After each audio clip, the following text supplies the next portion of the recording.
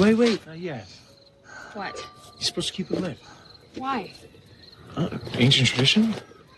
Henry, it's Halloween, not Hanukkah. Baby, I'm lit, and you're lit. Honey, Your little friend here, this night's over.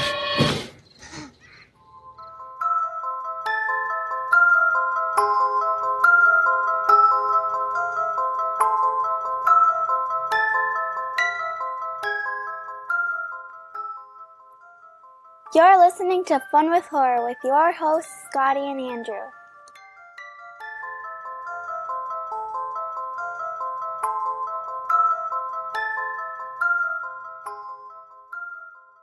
Hey, I'm Andrew. And I'm Scotty. And welcome to episode 105 of Fun with Horror, the movie review podcast in which two long-distance best friends stay in touch by taking turns giving each other horror movies to watch and discuss. Last episode, I got to pick the movie, and I chose the 2007 film Trick or Treat, directed by Michael Dougherty and starring Anna Paquin, Brian Cox, and Dylan Baker. And of course, stay tuned to the end of this episode to hear what young Andrew is going to pick for our next movie. But until then, happy Halloween, Woo! buddy. Happy Halloween. We made it, man. Hey, Yes. I'm going to sing you a song right now. Okay. I want you to tell me if it sounds familiar to you at all. Okay. Have you seen the ghost of John? Long white bones with the skin all gone. Ooh. Wouldn't it be chilly with no skin on? I do know that song, but What? I know it, but I don't know where I know it. But I do know it. We learned that song in elementary school, which was a long time ago for me, but I never, ever forgot that song. That's awesome. That was really beautiful, by the way, buddy. Hey, thank you. I think that may be partly the beginnings of my love of horror. Really? Because of all the songs we sung in elementary school, that's one of the few that I remember. So, I mean, come on. That's awesome, though. That's fantastic. I always loved Halloween. Well done to that teacher for, planting the seed, man. Yeah, making us sing a spooky song like that. Jeez. About no skin. Yeah, it's a skeleton. Right? Yeah. But brilliant. That's awesome. Brilliant. Yeah. Yeah. What else have you been up to? What have you been watching? Well, not much yet because spoilers, we're not recording this on Halloween. But you're listening to it on Halloween. So I've only watched a few movies. I watched Texas Chainsaw Massacre, the beginning, plus the remake. I think last time we talked, I had watched the beginning. Right. I have come to the conclusion, and this may be a hot take. Ooh, okay. But I feel like the beginning is a better movie than the remake. From what I remember from both, I think that works. That makes sense to me. Yeah. Okay. Awesome. You're right. Yeah. Hey, thanks. Also, I watched Werewolf by Night in color. I need to still. You still got a few days. I know. That's true. Personal opinion, I kind of prefer it. Wow. Okay. Yeah, there's a quality to the way they colored it that's incredible. And I love the man thing. And when you see him, it's so good. Well, and it's nice. I will say it is. I saw like the trailer and seeing Elsa Bloodstone in her signature orange jacket. I was like, yeah, that's pretty nice. Is it orange or red? Or red. Yeah, orange, red. In the comics, it's orange, but it works. It just needs to be a bright color for Elsa. So I'm all about it. Look at you. And finally, I watched a movie that I bought digitally probably a couple of years ago, and I've been meaning to watch it all this time. I thought maybe I would pick it for the podcast someday. I still might, who knows, but it's a movie called Bone Tomahawk. I've always been curious about that movie. I heard it's crazy, and it's been on my list forever. It was good. Okay. That's all I'm going to tell you. I want you to watch it at some point. Okay. Yeah. Yeah, everyone that's talked about it just says it gets wild. That's all I've heard. And so I'm very curious. It does get a little wild. I meant to say this earlier, but you had some questions about The Exorcist. I think we both did. Yeah. At the very end of this episode, I'm going to wait till the very end just in case of spoilers. Mm-hmm. And I'll warn everybody before we talk about it. But after you've picked your movie, I'm going to throw out a few answers after, because I finished the book. Yay. Okay. Awesome. So get ready for that. That's at the very end of the episode. Yay. I'm excited, man. What about you? Do you have any news or anything? The only thing I saw is that we're getting Clown in a Cornfield 3 in 1 year. Or not in a year, on August 20th, I believe, 2024. Whoa. It comes out. I know. But the cover is beautiful. By Adam. I don't know how to say his last name. Cesare. I think it's Cesare. Okay. Fantastic writer, though. Love both the first two books. So I'm really excited for part 3. I think it's called Church of Friendo. I had no idea that it was coming out in August. I knew it was coming out next year, but and now I'm a little sad that we have to wait all the way till August. I know, me too. But at least we're getting one, so that's what I'm happy about. I'm very happy we're getting a third. But you know what? Happy Halloween, buddy. Happy Halloween, man. Hey, what do you know about the origins of Halloween? Not much. I know kind of the origins of the jack-o'-lantern, but I don't know much about the Halloween holiday. Well, Andrew and kids, sit around the campfire while Uncle Scotty tells you a little bit about the origins of Halloween on this beautiful Halloween day. Of course, Halloween was originally known as Samhain, which is spelled like Samhain, and a lot of people mispronounce it. I know I did for a long time until I saw a little movie called Trick or Treat. Yeah, man. But yeah, it was called Samhain.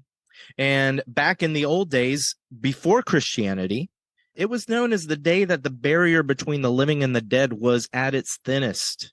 And it involved human sacrifices. As well as offerings of food to the dead, which obviously eventually became trick-or-treating. Once Christians entered the world, they tried to co-opt this pagan ritual, and they moved it from spring to fall to coincide with the ancient traditions of the Celts. It eventually became All Saints' Day. Yeah, okay. Yep. All Hallows' Eve. Nice. And then Halloween. Yay! That's right. You know, trick-or-treating, my friend. Yeah. That's just something that started as house-to-house parties. And oh, really? people would just gather at each other's houses and go from house to house, and that became trick-or-treating. Aww. Costumes started around the 1940s, and they started off as simple costumes like ghosts and whatnot. They became more elaborate as time went on, and it was around the 60s that costumes started to become more commercialized, and they became what we know today, eventually. That's amazing. I love that. Now, some theorize, and I'm sure you've heard this one, that people wore costumes to trick the ghouls and ghosts and whatnot into thinking that the people were also ghouls and ghosts so that they wouldn't kill them. I have heard that. Yes. You know that. And as you were saying, let's see how much of this is familiar to you. Jack-o'-lanterns, right? Yeah. So the story is there was a man named Jack. Jack was a blacksmith. Jack was not a very good person. Yeah. Jack, however, tricked the devil. I don't know how, but he tricked the devil. When Jack died, he went to heaven. Heaven did not want Jack because he wasn't a good person. Jack went to hell, and the devil didn't want him either because Jack had tricked him. But to throw him a little bone, pun intended, the devil gave him a glowing piece of coal, which Jack put into a hollowed out turnip because jack-o'-lanterns were originally turnips until the Scots and the Irish came to America and brought the traditions over to America, and they discovered that pumpkins were a lot easier to use than turnips. Yeah, dude. And that's how jack-o'-lanterns were born. I love it. I love it. Happy Halloween! Happy Halloween! Woohoo! Happy Halloween! Screw you! All right, everybody. We are about to talk all things and everything about Trick or Treat. So this is your spoiler warning. If you have not seen Trick or Treat, I would suggest you watch it. But if you have not seen it and you don't want spoilers, pause this now, go watch it, come back. If you are fine with spoilers, stick around because, again, we are going to talk in depth about Trick or Treat. All right, Scotty, I'm going to give you 3 minutes to do a Trick or Treat summary for everyone listening. And just so you know, if you do not do this, I have hired Sam. He's outside your door. He has a sucker, and he will kill you if you don't do it. So just heads up. Original. Yeah, right. That's all I could think of, man. Mind you, I have the action figure you bought me of Sam sitting here. So that's all I can focus on right now is just Sam. I do mind you. Gosh. Okay, then. Whenever you're ready, my friend, I'll give you 3 minutes. I got you for 3 minutes. 3 minutes of playtime. Okay, Trick or Treat is an anthology film that takes place on the night of Halloween in a seemingly small town. It is basically a Christmas movie disguised as a Halloween movie. And you have this little character named Sam, who's a cute little, looks like a little sack-headed guy in pajamas. And he goes in and out of all the stories. And you have 4 stories. All the stories are about people unmasking themselves and showing their true who they are. You have Mr. Wilkins, who poisons a little boy who comes to his house and pulls him inside. And then he's burying the little boy, it seems like, with a bunch of other kids who are not dead yet. But then he kills them. His little kid is calling from upstairs. He ends up going upstairs. You think he takes the kid down into the basement to kill him. But no, he's helping the kid carve a jack-o'-lantern out of the little boy's face, who he poisoned. That's story number 1. Story number 2 is a group of kids. They take this other girl who is a savant, and they take her to a rock quarry where, in the past, a man driving a school bus was paid to basically kill all these special education children. Well, one of the special ed kids grabbed a hold of the steering wheel and drove all of them off this cliff into this river or lake or whatever it is, and they all drowned. The bus driver got out. So these kids in the present day are taking pumpkins down to the edge of the lake to put there for the dead spirits of the kids. Well, the little girl, Rhonda, the savant, she is left alone for a little bit. She hears things in the mist, and when she goes to find out, there's 3 zombies, and they come up out of the ground. But guess what? It's the other kids playing a joke on her. But joke's on them. Rhonda gets in this elevator, goes back up to the top of the cliff, and leaves the other kids to die horribly because all the zombies of the kids from the school bus have come back and they killed them. Story number 3 is a bunch of girls on Halloween night. Seems like they're getting a bunch of guys to go out into the forest and have sex with. Well, guess what? They're actually werewolves. They take the guys out to the forest and they kill them after they change into werewolves. Story number 4 is Mr. Krieg. Mr. Krieg is kind of a Halloween Scrooge, and he's in his house watching TV. He hates Halloween, and suddenly something appears. And guess what? It's little Sam, the little character who's been coming out of all the stories. Now Sam is one of the main characters of this story. Sam chases Mr. Krieg around his house, hurts him, does all this stuff. Mr. Krieg shoots him with a shotgun. And then we find out that Sam is a little person made out of pumpkin. He's even got a little pumpkin head. It's amazing. Sam eventually is about to kill Mr. Krieg, but Mr. Krieg has a candy bar, and Sam takes the candy bar and leaves Mr. Krieg hurt and bleeding, and Sam goes back out into the night. Mr. Krieg closes the door. The doorbell rings again. He opens it, and guess what? It's all the dead kids from the lake because Mr. Krieg is the school driver who killed them. And that's the end of the movie, basically. Wow, you did that just under 3 minutes, but that was that was perfect, man. That was honestly so good. You nailed it. Seriously, you nailed it. That was awesome. Well done. I love this movie. Yeah, we don't even need to say, did we like it? We both love this movie. Exactly. That's what I was going to say. Like, Yeah. we usually ask each other what we thought of the movie, but this is a movie we both seen. Yeah. This is a movie we both love. Yep. You put it in your top 10 favorite movies back in our 10th episode Yes, when sir. we listed our 10 favorites. Yeah. Here's a quick aside question for you. Okay. If we did another episode of our 10 favorites, do you think it would change? Or do you think it'd be basically the same? Just off the top of your head. Like this movie itself or my top 10 in general? Your top 10. Oh, for sure. It would change. Okay. It would change. Yep. I think mine might too. Ooh. Well, one of the reasons I was thinking about that is because Trick or Treat was not in my top 10. Uh-huh. But I wonder if I thought about my top 10 again, if Trick or Treat would have edged its way in there. Ooh. I love that. I hope just it did. don't know. I don't know. Well, we may need to do another top 10 at some point. Did you realize that all the characters in this movie, all the main stories were about people being unmasked and showing their true selves? Did you even think of that? No, you mentioned two things, and both of them kind of blew my mind. One was that they, like what you just said, they unmasked. But two, you said a Christmas movie disguised as a Halloween movie. So you'll have to help me out with that one. But I love it. I'm so ready for this episode, man. I'm so ready because I know you have some good info, and I love this movie, so I'm really excited. Trivia question for you. Okay. Michael Dougherty, the director and writer of this movie, he created Sam in college.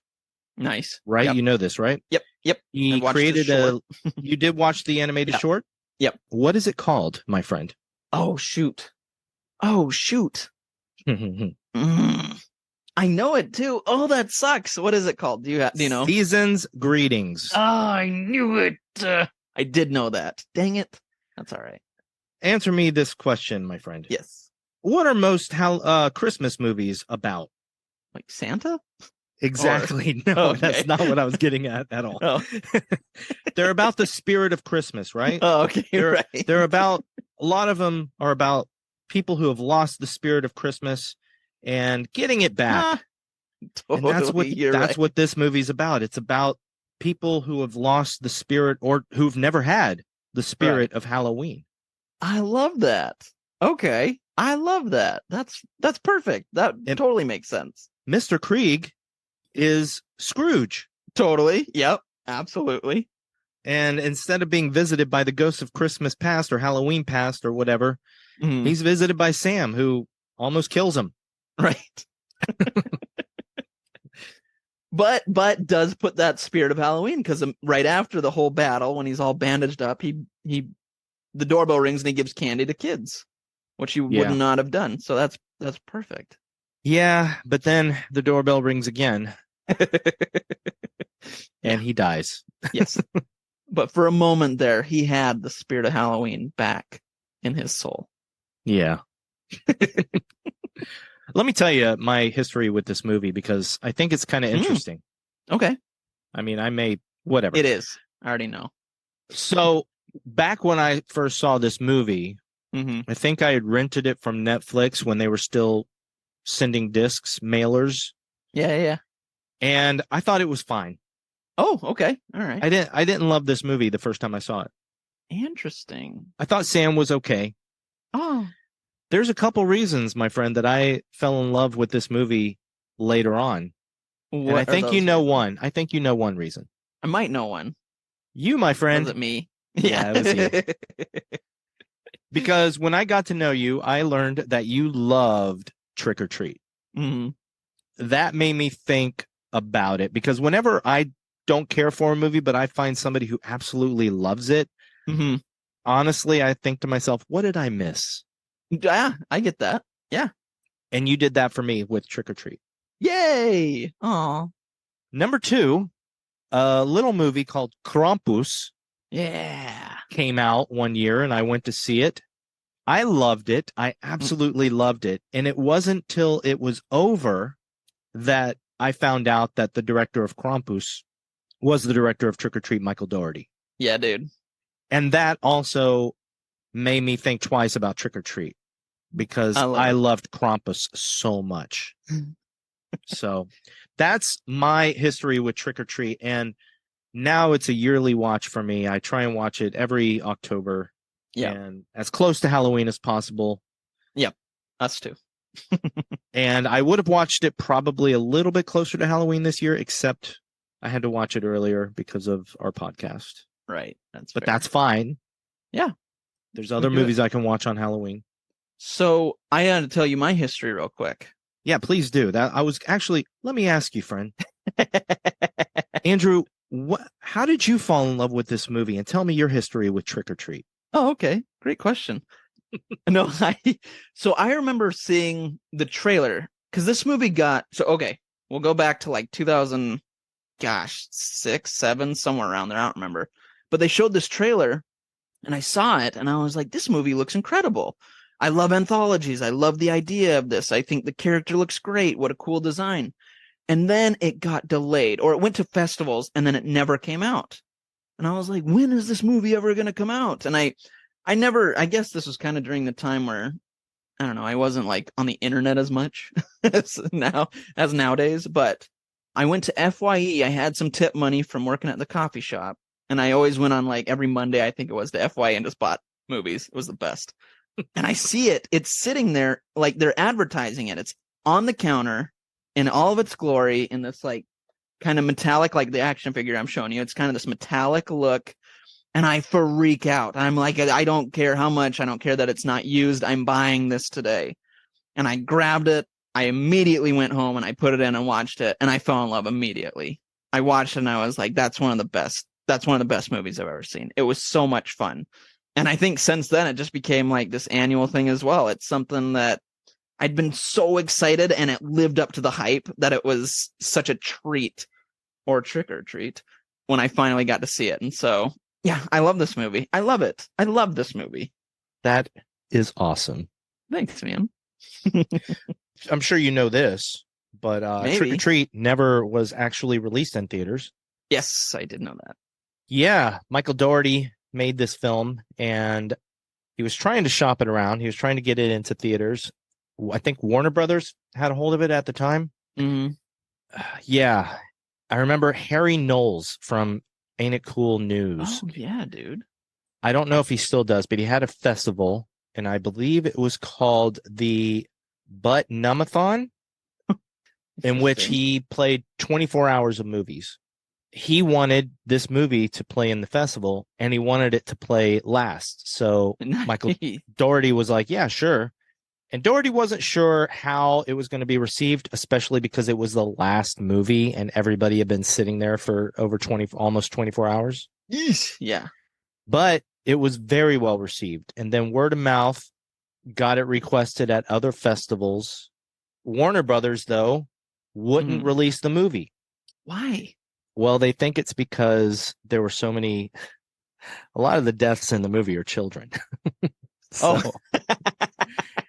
And that's word is that they had a problem with that. Even when Legendary put their weight behind the movie and tried to get Warner Brothers to release it again, Warner Brothers still said no. Wow. So I believe it was either last year or this year was the first time it ever played in theaters. They brought it into theaters for a short time. That's awesome. I love that. That is hilarious as to why, though. Oh my gosh. I did not know that was the reason, or if it is, but that is hilarious. Wow. Did you know that Michael Dougherty's birthday is October 28th?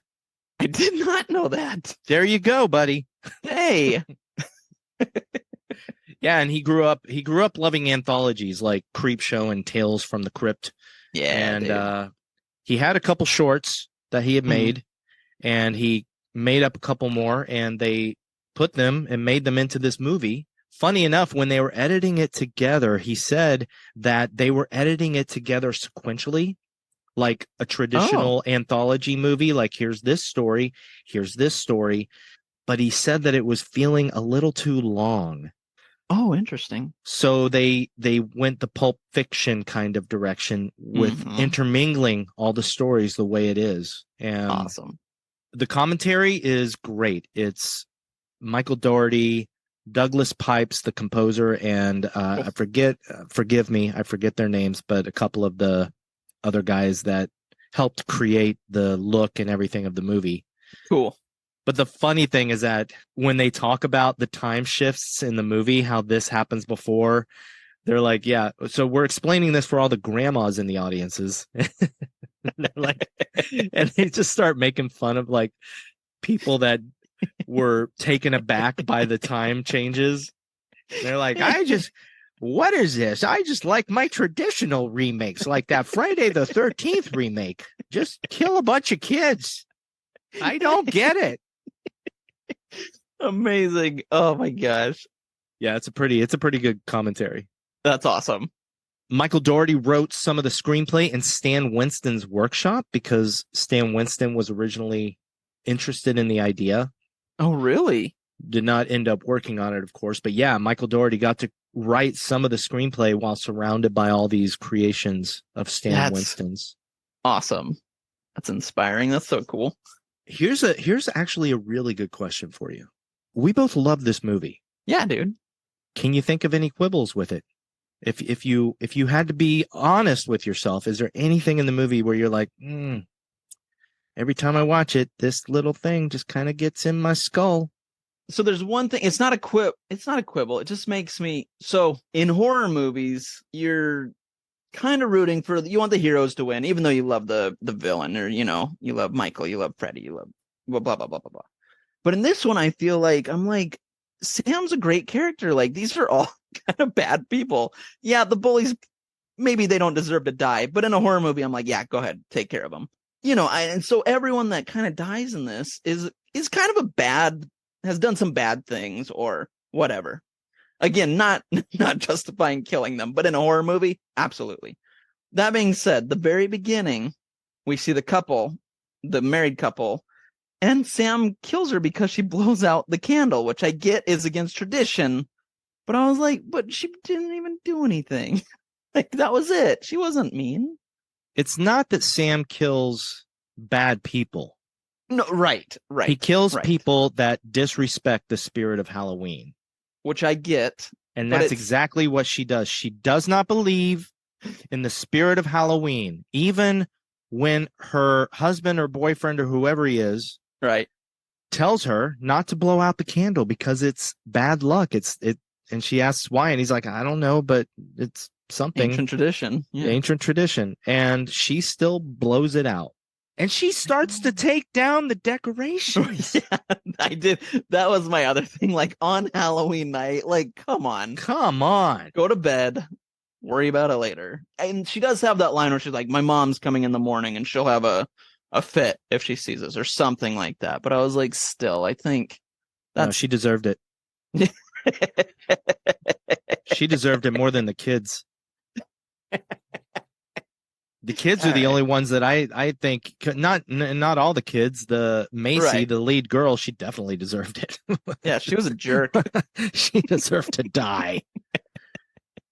But no, the other kids like Schrader and what's the other little kid's name? Chip. Even Chip was he was just basically Schrader, Chip, and the other little girl. They're all following Macy.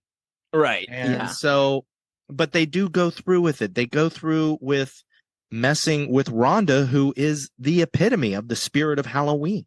Right. I mean, look at all those jack-o'-lanterns in her yard. Sam awesome. loves her. I love that shot too.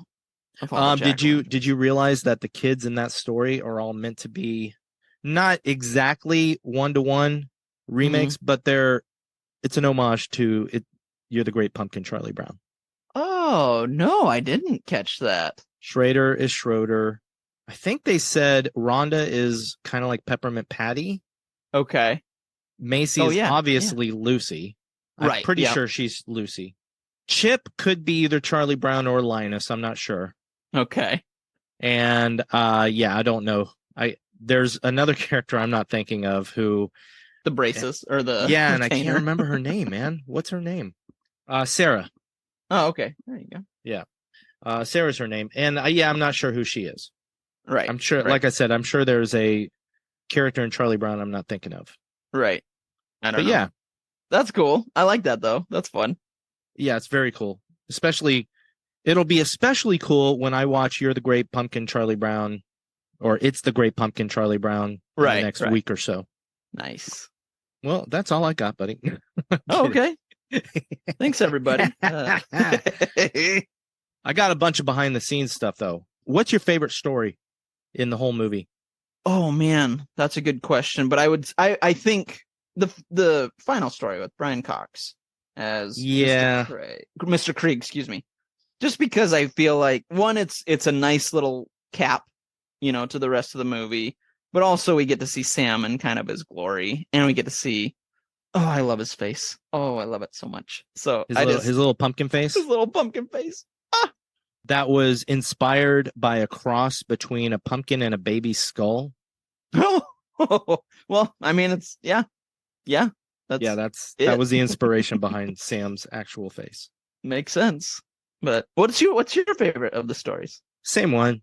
Yeah, man. Same reason, because it's Sam. It's all of Yeah. Sam. Yeah, that's the funny thing too, is like I said, the first time I saw this movie, I thought Sam was cool. Right. And now, obviously, I love Sam. Right. As a character. Yeah. So fun. And now when I watch this movie, there's a point kind of close to the beginning where those bully kids go to Wilkins's house, Mr. Right. Wilkins.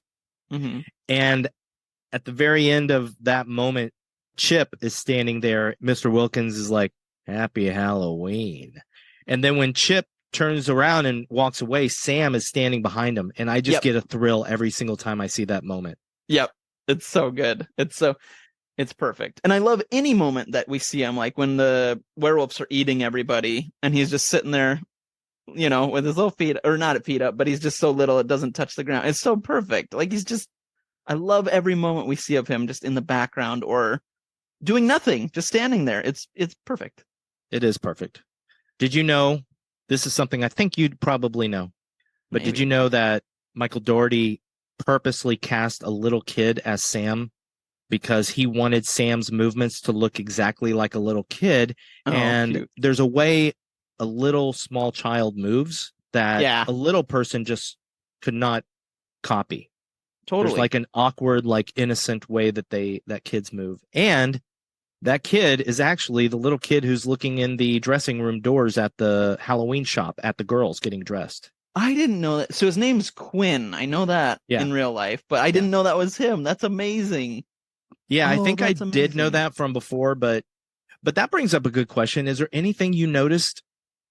You've seen the movie so many times, but is there anything you noticed during this viewing that maybe you never noticed before? I can't think of anything right now, just because I have seen it so many times, and I do love seeing how they all connect or seeing the timeline. We'll see certain characters in the background, and every once in a while, I just kind of forget when I'm watching. I'm like, oh, that's right. They're right there. That's so fun. That's so cool. I love that little connection. So I can't think of anything, but I always am surprised every time again I watch it. Well, it's funny you say that because two of the things that I noticed this time were characters in the background. Oh, okay. One is, I think I can't remember who looks out their door. Oh, it's okay. Sorry. It's at the very beginning. It's when Emma is looking across the street and there's the kid with the mask that she thinks is just staring at her. Yep. The very first time you see it, if you look, the zombie kids are shuffling down the sidewalk. And I've never noticed that until this viewing. Yeah, dude. It's pretty awesome. And they've actually come from Mr. Krieg's house. Yep. I always looked at it because that's kind of the end of the movie, technically, as the beginning. So I thought of it as them going back to their grave or their home. They finished what they needed to do. The other one is something I think I noticed before, but this time I connected it better. And it's the point where Charlie is going down the street. And now that I think about it, maybe Charlie is Charlie Brown. But Charlie is going down the street and he's knocking the pumpkins over onto the sidewalk. And in the background, you see Schrader and he's got the grocery cart. And then you see him like kind of start running with the grocery cart. Mm-hmm. But it's cool because then when he meets up with the girls, they look at his pumpkins and no, it's not that. It's just that they see his pumpkins. Mm-hmm. And Macy gives him a look and he says, some asshole was knocking all the pumpkins off and destroying them or something. And I was like, oh, and he was there, he was there. That's really It's cool. awesome. Yeah, it's so good. Yeah. And then you know me, like I've told you this before. I love like in movies and stuff where you just see things in the background. This is one of those ones. I mean, you can any of the stories you see at least one person from another story somewhere, and it's just fun. It's a little puzzle. Yeah, the other one, and this is again, I noticed this before, but I noticed more of it. Okay. Was all of the different wolf puns that the girls say when they're talking. Basically, if you watch this movie and you listen to every single thing that the girls say to each other. Oh, right. Yeah. It's all about being werewolves. And it sounds like the one girl, for instance, she says they're talking about, I think, another time where they were somewhere else and they probably did the same thing that they do in this movie. Right. And she says, I had some bad Mexican. And she's not talking about food. She's talking about a person, you know. Amazing. So everything they say, but then, you know, where the place where the bonfire is called Sheep's Meadow. Yeah. Obviously, Laurie dresses up as Red Riding Hood, although I kind of feel like that's a tradition when the girls take their first kill. Yeah, because even she's like, I look like an idiot, or you know, and they're like, it's. I think they might even say it's tradition or something like that. So yeah, and of course, when the killer catches up with her, he says, I'll huff and puff, and there's also another one, and I know I wrote it down. Yeah, I can't remember. Besides that, I asked you about quibbles. Yeah. What about you? Because I don't really have any with this movie. There's only one that I think about whenever I watch this movie. Mm-hmm. And I still give this movie 5 stars because I just absolutely love it, despite this. But it's not really, I don't know. It just doesn't seem very... Okay, what am I trying to say here? When we find out that the quote-unquote vampire is Wilkins. So I'm just going to call him Wilkins. When Wilkins kills the girl at the parade. Right. Like, how did he kill her? That's a good question. He just bites her with fake teeth. Right. And he bites her all over, because even she looks down, her arms are bleeding, her leg is bleeding. Yeah, but still, fake teeth. Maybe they're really sharp and he hit I don't know, carotid artery or something like that. I don't know. Yeah, but you don't really see blood spurting or anything like he hit an artery or something. So, I mean, the assumption is that she bleeds out. Right. But I would have liked a little bit more explanation of that. That's fair. Like, how did she die? Yeah. That said, do you realize that not a single character, except maybe Charlie, but I don't think him either. Mm-hmm. I don't think a single character dies on screen. Believe me, when I was thinking of my favorite kill, that crossed my mind. I was like, wait a minute. Huh. Yeah, totally thought that same thing. It's wild. It's wild. Yeah. I thought maybe Charlie, but then when I rewatched it again, I noticed that Charlie is still like kind of like making noises and burping up blood and stuff. Yeah. So I feel like Charlie doesn't really die until Wilkins takes him down in the basement and cuts his head off. I agree with that. Absolutely. Wilkins is not a good guy at all. No, not at all. I mean, I think that's another thing that was impressed upon me during this rewatch was just that none of the kids in the hole behind his house are Charlie. Right. And there's more than one kid in there. Yeah. And he's still alive. So Wilkins is killing kids. Yep. That's one of those ones, leave it to your imagination, because he's a principal. Are these kids that he just hates? Is this something he does every year? What kind of, you know what I mean? It just makes you, I'm like, man, there's so much that you can unpack with this character. And the fact that he dresses up like a vampire and kills people on Halloween too. I'm like, this guy's got a lot going on. But yeah, very interesting character. But I love it. I like that it's kind of ambiguous. And I think that's one of the beauties of this movie, though, is that the movie still feels fun and lighthearted. Yeah. Even though a lot of the deaths in this movie are children. Right. Even though, Wilkins is a horrible child-killing principal of a school. Right. it's just done in such a flippant, fun way. Yep. You know, like you have him burying these kids, but then you have his kid leaning out the window and going, "Dad, Charlie Brown's an asshole." Yeah. You know? Billy Wilkins. Yeah. And then you have like, okay, next trivia question for you. Okay. What is the name of Mr. Krieg's dog? And you have to spell it correctly. Oh gosh. I just this last night too. Or the night, no, it was the night before. Wow. I'm doing terrible today, man. Spite. Although, wait, what is it? Spite. Spite. Spite. Not Spike, but Spite. Right. Spite. That, yeah. Didn't know that. And that's hilarious too. I ask you this because I went to Blast from the Past a couple weeks ago for a horror movie trivia night. Uh-huh. And that was a trick or treat question that they asked. And I did not know it. Yeah, dang, dude. That's amazing, though. I love that. I love that that's the trivia.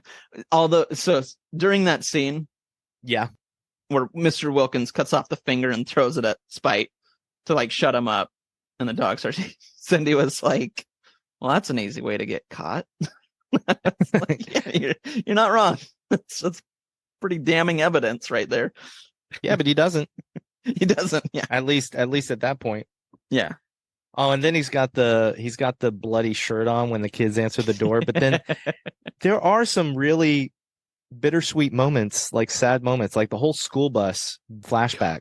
Yeah. Scene is so well done. Did you know It that is. all the kids that were in the school bus in masks, those were all people or kids with disabilities? Oh, They cast- really? Yeah, they purposely cast people with. Oh. Like there was one girl who had survived a fire. She had burns on her body and stuff. Aw.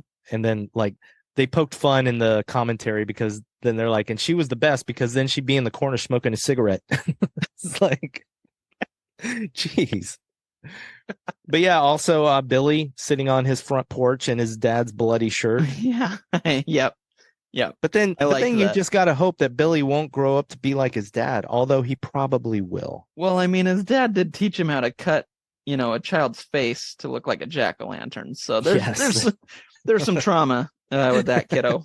So we'll see. The sequel. Well, the word is that the sequel is being written still. So gosh, I've been waiting for a sequel for this movie since what, 2009? do you feel at all like I do in that I can't wait for a sequel, but at the same time, I'm so nervous about a sequel as well because Trick or Treat is such a perfect movie. So I never worry about sequels or prequels ever, even if they're bad, because I'm always like, I can just rewatch the first one and never worry about the sequel or prequel again. Just remember something, pal. Yeah. No movie is inherently bad. You Right, just don't like it. You're right. Yes. That's we've talked about that. Yes. So if it's something I don't like, I should say.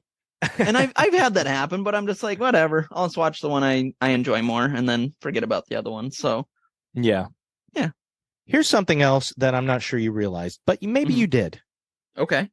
Did you realize that all 4 of the stories are each about Halloween from the point of view of a different time in a person's life? No. First, you have Wilkins and his little son. Right. Father teaching his son about Halloween. Okay. Not teaching him correctly, but Right. teaching him about Halloween. You're a little kid. You're learning about Halloween from your dad. Yep. Next, you have the kids who are probably slightly under high school. They seem like they're middle school, like 11 or 12. Right. You're just starting to get into like causing a little ruckus during Halloween, right? Right. Yeah. Then the werewolf girls are young adults during Halloween who are all sexed up and dressing in scantily clad costumes, and that's how they enjoy Halloween. Right. And then finally you have Mr. Krieg, who is what is Halloween to an elderly, older person. Love it, dude. I never put that together. That's amazing. Me neither until Michael Dougherty taught me. This movie, it's the gift that keeps on giving, man. It really is. Just like Christmas. Full circle. Yeah. Also, here's something you may not know. Yeah. This is something I kind of figured out while watching this movie and looking into stuff. You watch this movie and you know the history of the movie. You're like, how the heck did they get Anna Paquin, Brian Cox, who now we've seen in Succession, and he's incredible. As I mean, many other things, but especially Succession. Good Lord. Yeah. And Dylan Baker. Right. You know? Yeah. And it's great. Michael Dougherty already had worked with Anna Paquin and Brian Cox from X-Men. Yeah, dude. Well, I know And, Bryan Singer was a was a producer on this. I just wasn't going to mention that name. Oh, sorry. I know. Sorry. I know. He's yeah. Maybe we'll cut that out. Or not. Or not. But he's, yeah. Boo. There we go. He worked with them before. And then when he wrote the script, the person he had in mind, it's great because he got all his first choices. Oh, that's cool.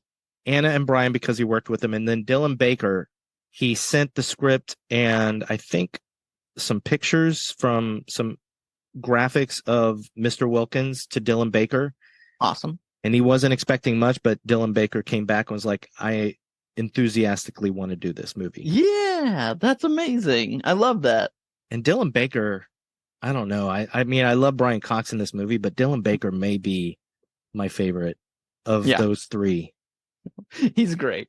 I know. The nerd in me, though, I keep going like, oh, we have William Stryker, Rogue, and Kurt Connors, all comic book characters.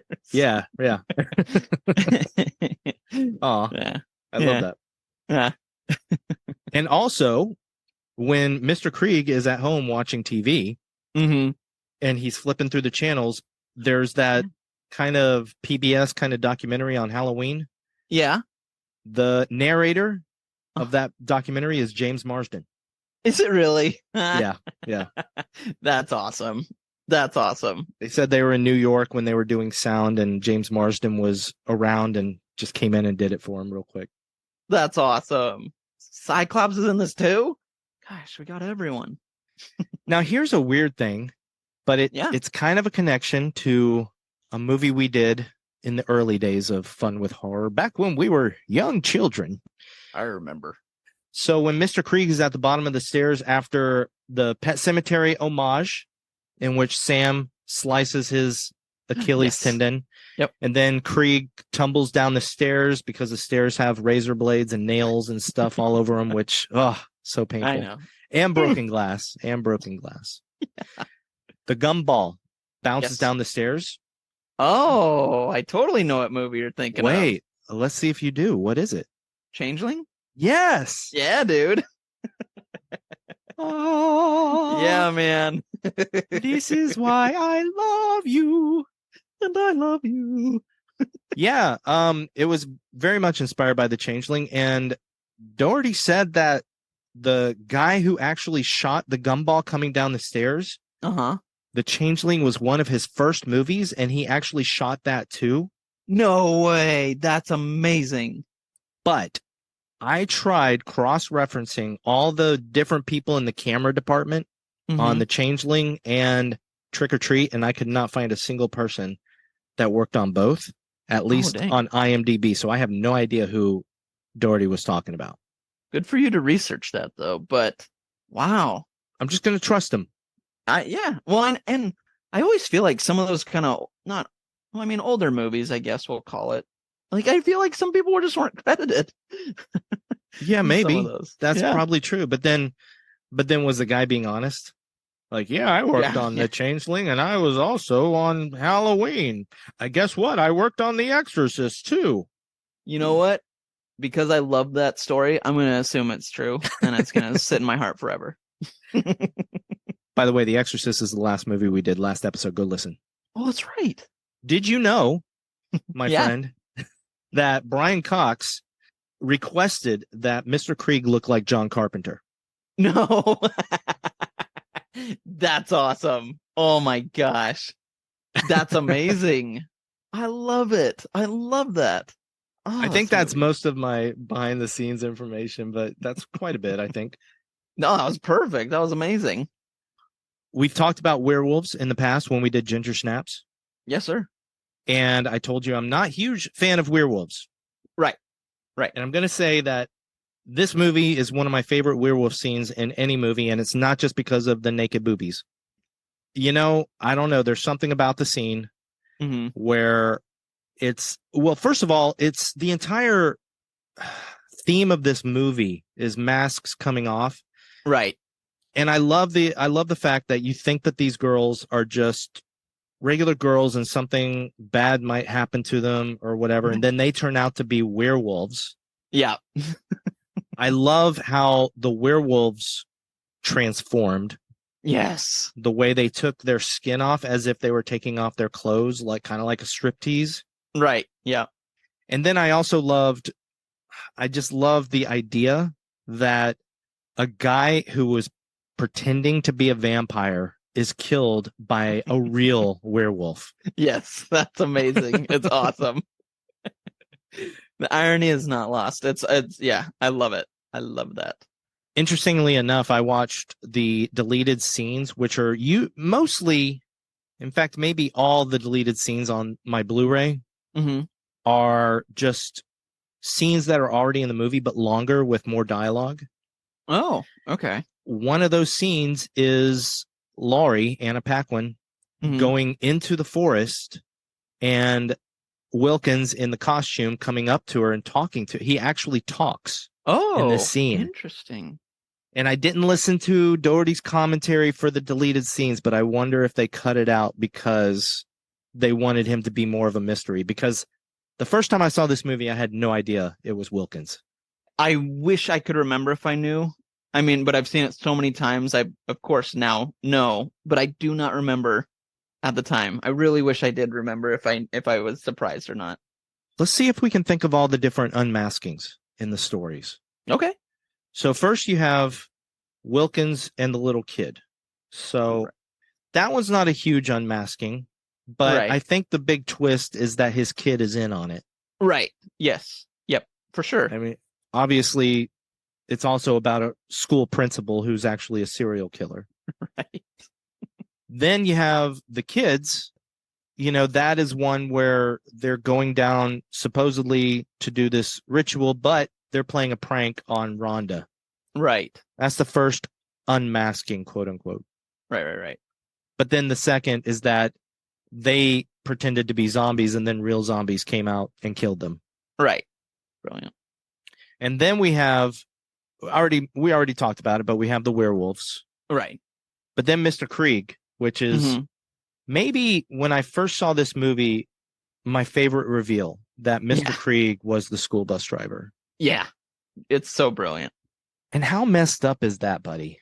A town where not just a single parent, but all of the parents of the special children decided that these kids were too much of a burden on their lives. Yeah. And paid off the school driver to kill them all. It's dark. That is dark. Yeah. Oof. But let's talk about the music. Oh, let's talk about first of all, before we get to the music, we'll get to that. Glen MacPherson was the cinematographer.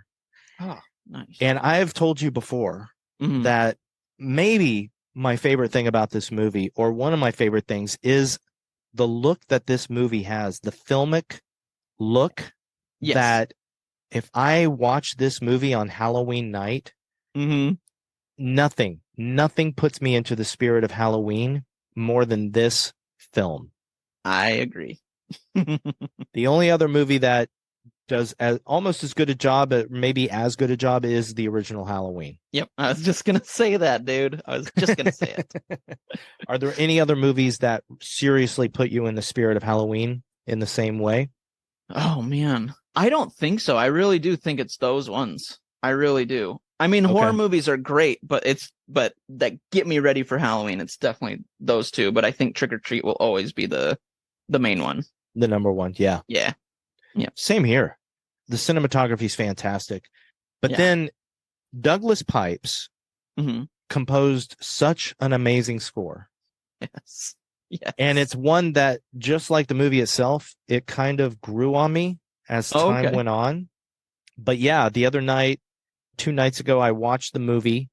And then that night I sat at my table doing a jigsaw puzzle. I put on my headphones and I just listened to the score. It's so good. One, it's sorry, like the movie itself, it's just fun. I mean, that whole intro after we see kind of the first kill, and then it goes into this comic book style credit scene at the beginning, and you get that music that just kind of builds. It just reminds you of almost like, I don't know, it again, the music itself puts you in the mood for Halloween. Yeah. It complements the movie beautifully. Like, it's such a fun score. Just like, this is a fun movie. It just works so well together. Absolutely. And it's got that, like, immediately when the credits start, it's got that wee, woo, wee, woo, which is an obvious homage to Bernard Herrmann and Psycho. Totally. Yep. And then he incorporates the old trick or treat, like little, not nursery rhyme, but the little trick or treat, give us something good to eat, which coincidentally, obviously, is written on the walls of Mr. Krieg's bedroom. Perfect. When he goes up there. But yeah, and he does that, but he orchestrates it in a really cool way throughout the entire movie. Yep. Yeah. Yeah. I remember the first time I heard it thinking it sounded very Danny Elfman-ish. Oh, okay. Yeah, for sure. There's still moments in the movie where I think of Danny Elfman. Mm-hmm. But yeah, this, and then obviously Douglas Pipes came back and did Krampus for Michael Dougherty. So yeah, I really, really he also did you ever see that movie Monster House? I love Monster House. You do? I do. He composed the score to that, and I've never seen the movie or heard the score, so. Oh man, I gotta rewatch it now, knowing that. Are you saying I should watch it? I think so. I hope you like it. I do, but it's just a fun movie. Well, of course you do. You hope I like everything you like. I do. If you do watch it, please let me know. I just thought of something that you watch every Halloween, though, or every October. Over the Garden Wall. Yeah, always. Yep. That's Which, true. Please text me every day until I watch it, because I still have never finished all the episodes. Oh man, yeah. I need to. Maybe I'll do that tomorrow. Show. Oh, let me know. That's or tonight. Such a beautiful show. Maybe tonight. Who knows? And of course, I've got a bunch of little notes. Do you have any little notes? Like just little random things about the movie? No, well, I was going to say one thing. I think this may be the only horror movie my mom ever watched, because I made her watch it. Oh, that's nice. I was like, Mom, it's an anthology and they all connect. And she was like, that sounds really cool. You know what? That's so beautiful. I'm not going to say any more notes. No, I'm kidding. I still have more. It's like, wait. We mentioned the opening credits a moment ago. Oh, yeah. Yeah. One thing that cracks me up is that if you watch those opening credits carefully now, it basically gives away a lot of the plot points of the movie. Did you notice really? that? Yeah. No. Watch it. Like I think you see hints of the werewolves and stuff, so you know that the werewolves are involved, and I don't know. There's like little things. That's awesome. The one thing that cracks me up when in the dressing room, when the mom gets mad at the little kid, like it's just so perfect, because she gets mad at the girls who are in a dressing room, not doing anything wrong, except for maybe talking about their boobs and who they're going to pick up. Right. But she gets mad at them for her little kid being a peeping Tom. Right. Yeah, that's true. I love the scene where Charlie, first of all, here you go. Charlie on the steps with Mr. Wilkins. Yeah. When they're sitting on the steps, did you know that was shot during the day, in the middle of the day? They just put a tent over the house. Oh, wow. It looks just like it was shot at night. Yeah, that's really crazy. But also, the puking is so well done. It's so gross. It's so great. In the behind the scenes, you see that they had like this copper tubing that went into Charlie's mouth, or the actor who plays Charlie, and it would shoot the this chocolate syrup thickened mixture into his mouth, so that he could the way it went into his mouth and then out, they wanted it to taste fine. Right. Yeah. But he said it still tasted bad, but it was gross. Fine. But yeah, it's actually a copper tubing that shoots it out of his mouth in a way. It's really cool. It's really well done. The sound too is just gnarly. Yes. Oh. And the CG, they use CG to get rid of the copper tube, obviously. Right. I mentioned people you see. This is just something funny, but they go back to the parade a whole bunch of times, and in Right. almost every scene in the parade, somebody walks by Emma in that robot costume. Yep. Yep. Okay, here's a little Easter egg that people may not notice. In the werewolf scene, Mm-hmm. I think it's a moment when Wilkins is unmasked and he's looking around and realizing what's happening, and he Right. sees like yeah. dead people around. Yep. There's a person in a hot dog costume being pushed by somebody else. If you pay attention to the whole movie, Uh-huh. after the bully kids go see Mr. Wilkins, they go to Yes. another teacher's house, and she's kind of scantily clad and drunk off her ass. And they make a comment about how a hot dog is doing something to somebody else. And so, party. yeah. So That's what you funny. find out in that moment is that that teacher is a werewolf. She's part of the werewolf group. And she has taken the person in the hot dog costume from her house and taken him to this bonfire to kill him, along with the other I did werewolves. not catch that, dude. It's Oh really my hard to gosh. catch, and I only caught it because they talked about it in the commentary. But if you watch, you see that it's her. Oh my gosh. That is awesome. Oh, That's maybe one of my favorite little Easter egg things. oh my gosh. That is awesome. I love that.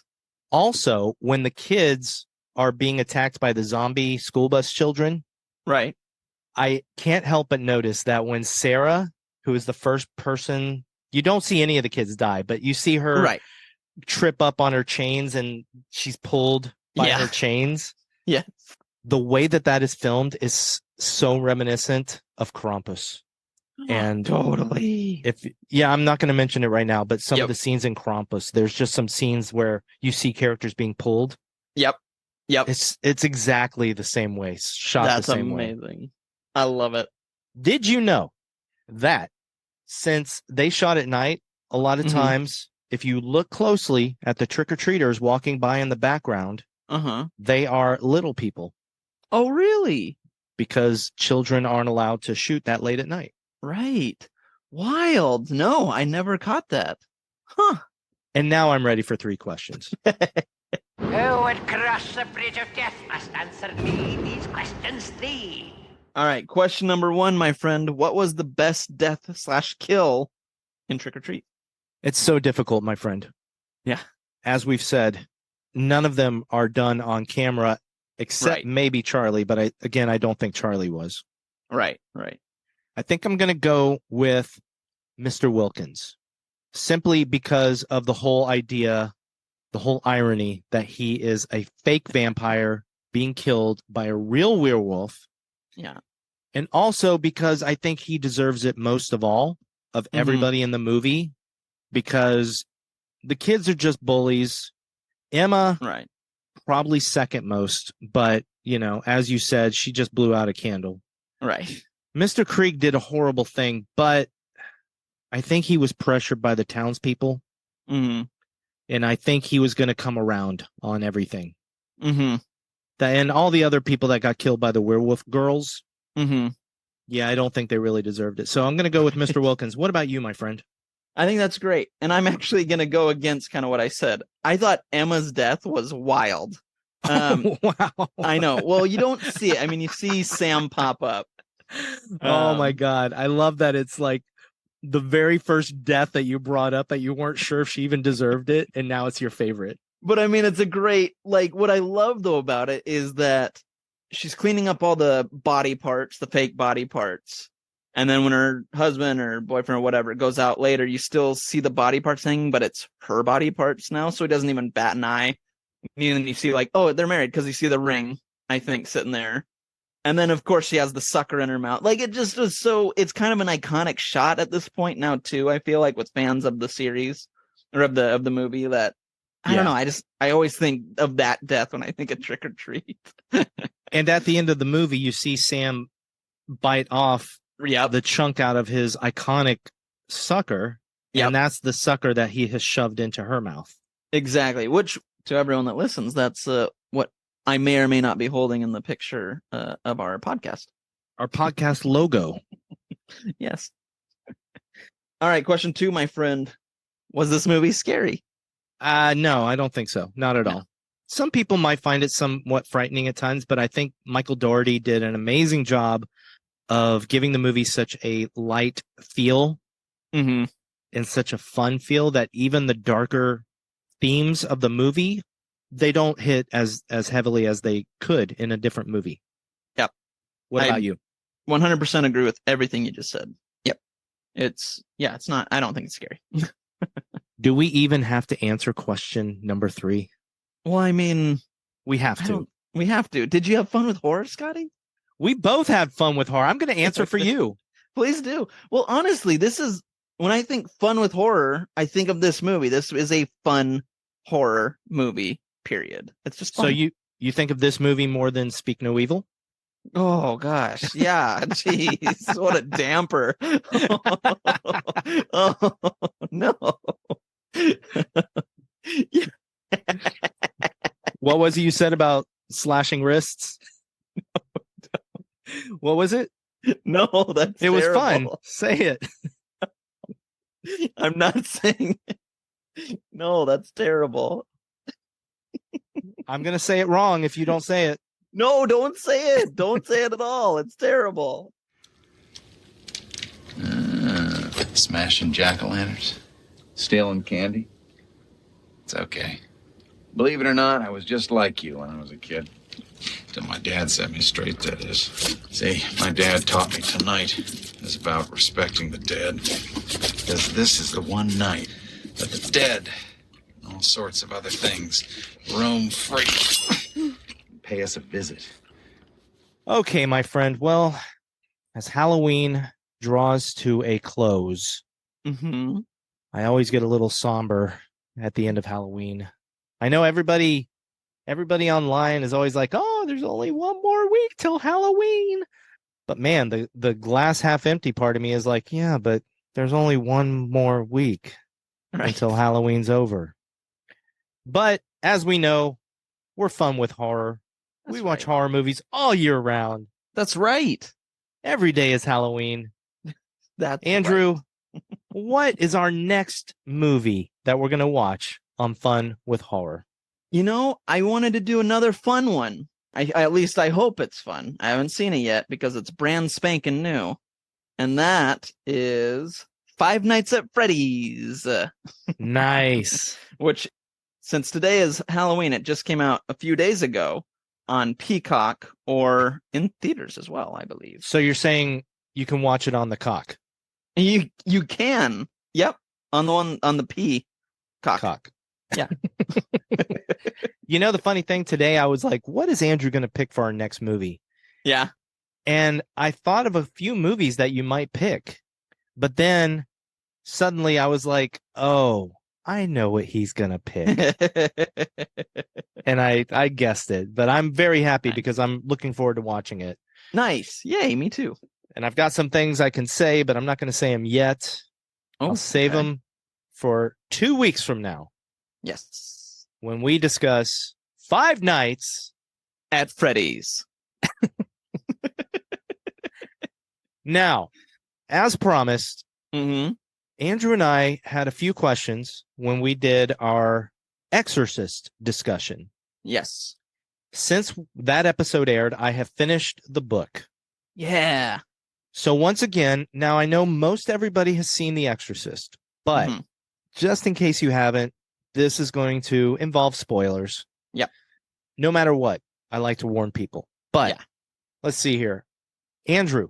Yes. You asked me about the holy water. Yeah. And why Pazuzu inside of Reagan thrashed about when Karis had the fake holy water. Right. It turns out that the definite reason of that is because Pazuzu was messing with Karis. Pazuzu did not want Karis to start an exorcism. So what better way than to act hurt at fake holy water, Pazuzu knowing that the holy water was fake. Right. Because that would keep the exorcism at bay. Perfect. That makes total sense. I love that. Huh. The other question we had, I think there's two more here. Mm-hmm. One is the head spinning scene. Right. Yes. In the book, there is no moment where her head spins all the way around. Oh. There is simply the one moment where Chris McNeil is in the room with her daughter, and Right. she turns her head in a 180 and does the voice of Burke Dennings. Nice. And we actually had somebody, it was awesome. Yeah. Yeah. We had somebody, and hello, I know if you're out there listening. Yes. He Hi. commented on our YouTube video.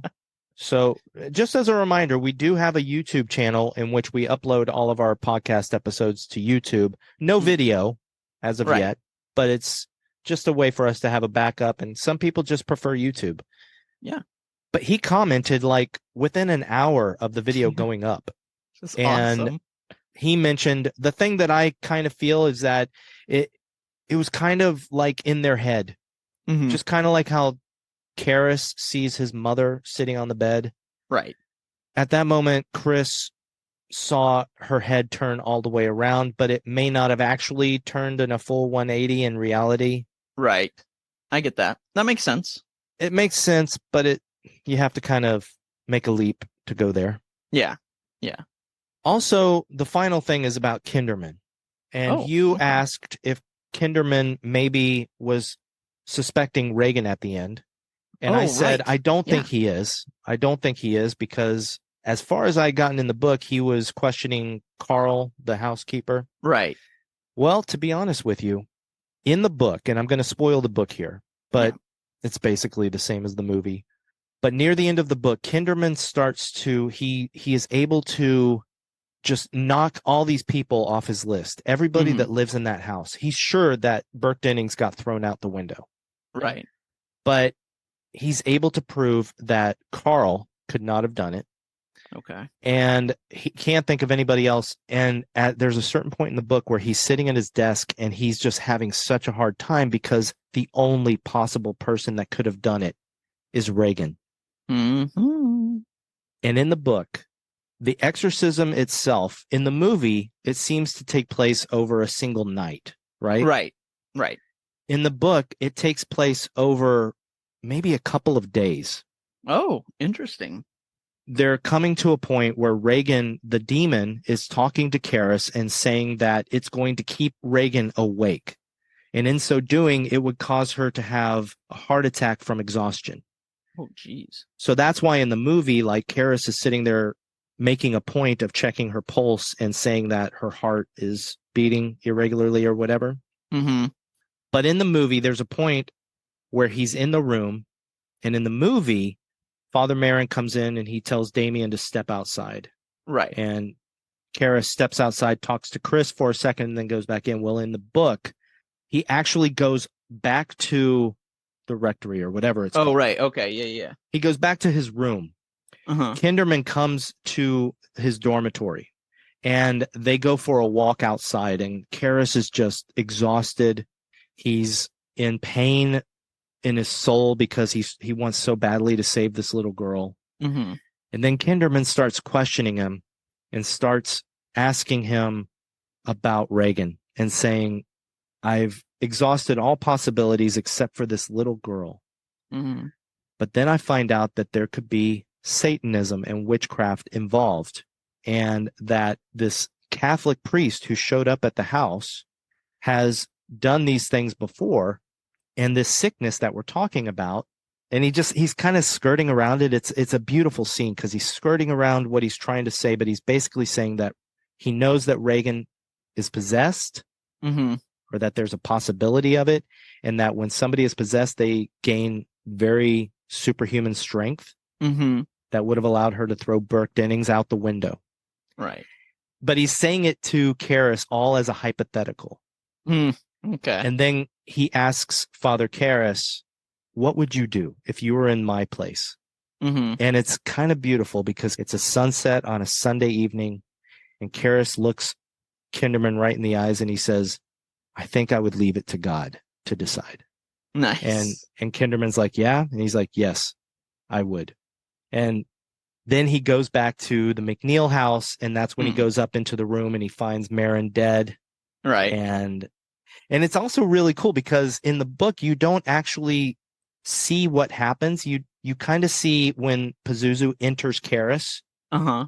But then suddenly the book goes to Chris McNeil's point of view outside of the room, and she just hears she hears Karis go, no. And then she hears the glass breaking and they go in and he's thrown himself out. And honestly, the moment when she is looking out the window at Karis's body, and then she hears a voice behind her and it's Reagan saying, Mom, come here. Like, what's happened? And Reagan's still in the bed in the book. Oh. But just there's a moment where it's just heartbreaking because it's just this little girl that's just been through literal hell. Yeah, right. Oh. The book is fantastic, by the way. Yeah, dude, it sounds great. Like it really does. So there you go. I just spoiled the book, but Yay. you know, it's basically the same as a movie, but with that added scene with Kinderman that I thought was incredibly moving. But yeah. At the same time, absolutely would have slowed the movie down too much. Right, especially at that moment, because I mean, I feel like from kind of that in, it just takes off. It's a full throttle ride. So it would, I agree. It kind of would have taken, we would have stopped on the brakes for a second, gone, what just happened? The last thing I'll say is that it's crazy that in the book, the scene where Father Merrin gets out of the taxi cab and iconically stands in front of the McNeil residence. Yep. That's actually in the book. Is it really? But you're seeing it from Kinderman's point of view. Kinderman is outside the house watching and he sees. So next time you watch The Exorcist, just imagine that you're Kinderman watching Father Merrin get out of the cab. That's amazing. That's awesome. Wow, that's really cool that that's in the book. I love it. I love that. And there you have it. Happy Halloween! Happy Halloween!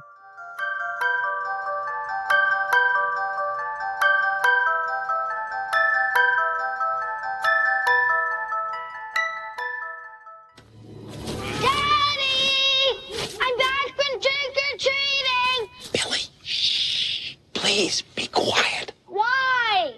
Because you'll bother the neighbors. Now go watch Charlie Brown, and I'll be in a minute. Charlie Brown's an asshole. Billy Wilkins.